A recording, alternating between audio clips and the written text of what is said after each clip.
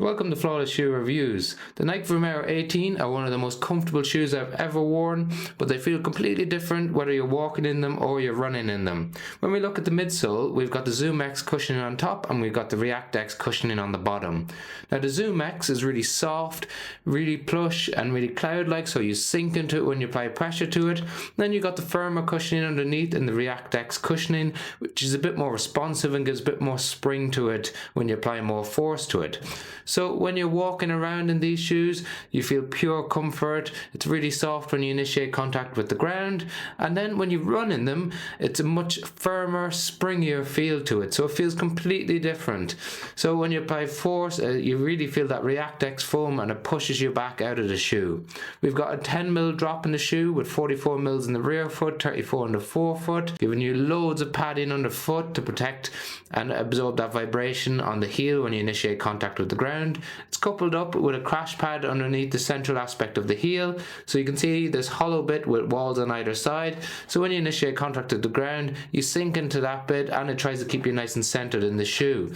You've got moderate flexibility in the forefoot, so it's not too stiff, but it still has plenty of protection underfoot with 34mm, and those of you with Achilles issues who like a slightly higher drop, the 10mm should suffice to try and offload that Achilles pain.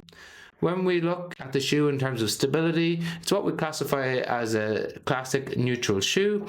So it's got some very mild sidewalls on the inside and the outside of the shoe, and it's got a little bit of sole flare on the medial and lateral aspect of the forefoot.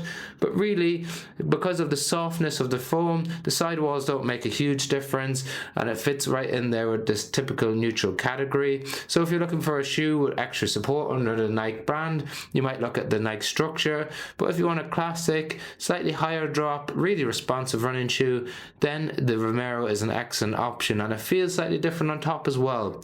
So we've got more of a race knit fit on top, so it tapers nicely around the toe box. So those of you with a wide foot, you may not enjoy that. It's a true to size and length. It's got a dual engineered mesh on top, and we've got a padded tongue that's gusseted. Plenty of padding around the heel cup, and we've got plenty of flexibility around the heel counter as well. So those of you with sensitivity around the back of your heel shouldn't have an issue with this, and you got a nice pull on tab on the back as well. So where does this shoe fit in terms of lifestyle and day-to-day use? Well, it's definitely a shoe that we could recommend for standing all day and for walking all day. It's really comfortable. I really enjoyed this.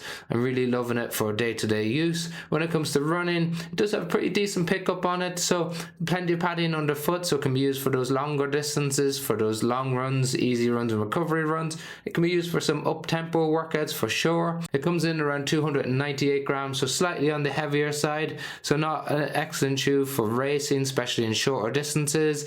But if you wanted something like a marathon shoe that gives you plenty of padding, plenty of protection, and it's really comfortable, but you can pick up the pace in it, then the Vomero 18 is an excellent option. If you have any questions on the shoes, drop them in the comment section below. We've got links to the shoes on Amazon if you want to check out the latest prices. Otherwise, like and share and subscribe. It makes a massive difference to the channel. Thank you very much for watching.